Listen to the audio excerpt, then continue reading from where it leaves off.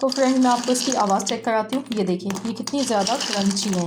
ये देखिए बहुत ही ज़्यादा क्रंची और सुपर टेस्टी ये बनी है विंटर के लिए स्पेशली। ये बहुत ही ज़बरदस्त रेसिपी है। आपने इस रेसिपी को ज़रूर बनाना है, ट्राई करना है और अपना फीडबैक मुझे देना है।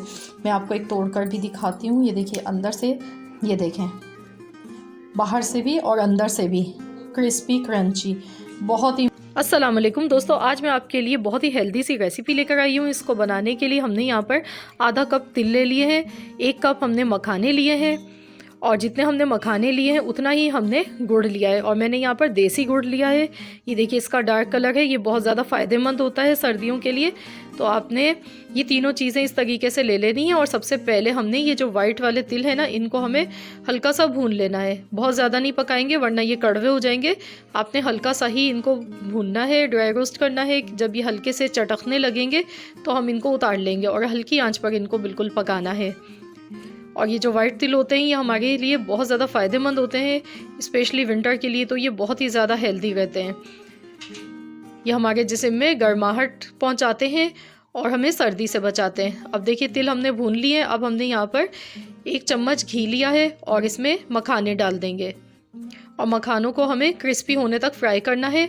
मखाने भी जैसा कि आप जानते हैं बहुत ही ज़्यादा ये सेहतमंद होते हैं हमारे लिए। इनको खाना बहुत ज़्यादा मुफीद होता है क्योंकि इनमें बहुत ज़्यादा मिकदार में कैल्शियम पाया जाता है और कैल्शियम बहुत ही ज़्यादा हमारे बालों के लिए, हमारी हड्डियों के लिए बहुत ज़्यादा अच्छा होता है। हमारी आँखों के लिए निगाह तेज़ होती है और जिनको जोड़ों में दर्द होता है उनके लिए भी बहुत ज़्यादा ये फ़ायदेमंद होते हैं। तो इनको हम हल्का सा फ्राई करेंगे कि ये क्रिस्पी हो जाए, इतना इनको हमने फ्राई कर लेना है।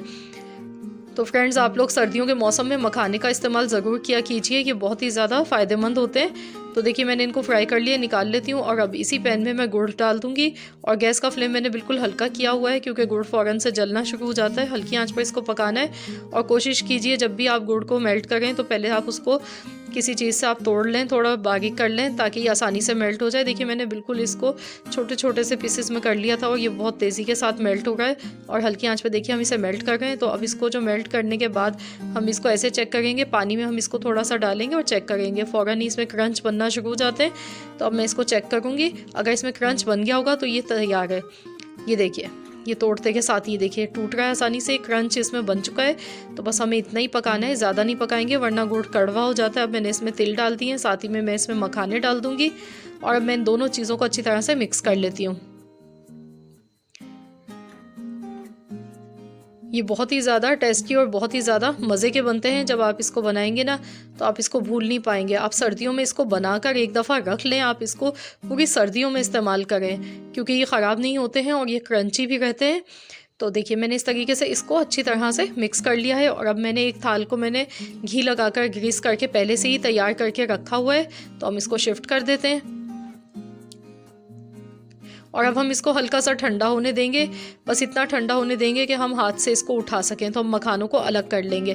आप चाहें तो चिक्की बनाकर भी इसकी कटिंग कर सकते हैं, पर लेकिन आज हम इसको डिफरेंट शेप देंगे।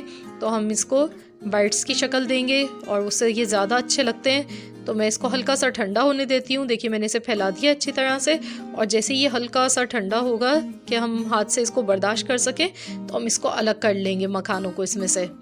तो ये बहुत ज़्यादा अच्छे लगते हैं और टेस्ट में भी बहुत ज़्यादा मज़े के लगते हैं। तो ये देखिए हल्के से ठंडे हो गए, 1 मिनट लगा है इसको और अब मैं इस तरीके से इनको अलग करूँगी।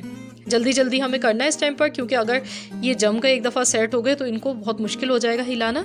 तो बस जल्दी जल्दी कर लें। अगर आपके घर में 2 से 3 लोग हैं तो आप मिलकर ये काम करें, मिनटों में हो जाएगा ये काम और इसको बनाने में भी कोई टाइम नहीं लगता है।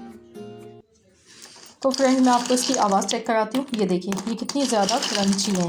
ये देखिए बहुत ही ज़्यादा क्रंची और सुपर टेस्टी ये बनी है विंटर के लिए स्पेशली। ये बहुत ही ज़बरदस्त रेसिपी है।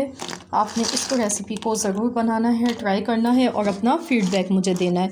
मैं आपको एक तोड़ कर भी दिखाती हूँ। ये देखिए अंदर से, ये देखें बाहर से भी और अंदर से भी क्रिस्पी क्रंची, बहुत ही मज़ेदार, बहुत ही यमी सी ये बनी है। तो आपने ज़रूर इस रेसिपी को ट्राई करना है और अपना फीडबैक हमें देना है कि आपको कैसी लगी हमारी आज की रेसिपी। आई होप कि आपको रेसिपी पसंद आई होगी। रेसिपी अच्छी लगी है तो वीडियो को लाइक कीजिए, चैनल पर नए हैं तो चैनल को सब्सक्राइब कर लीजिए, इट्स टोटली फ्री है। मिलते हैं इंशाल्लाह ताला बहुत जल्द एक और नई रेसिपी के साथ। तो जब तक के लिए अल्लाह हाफिज़।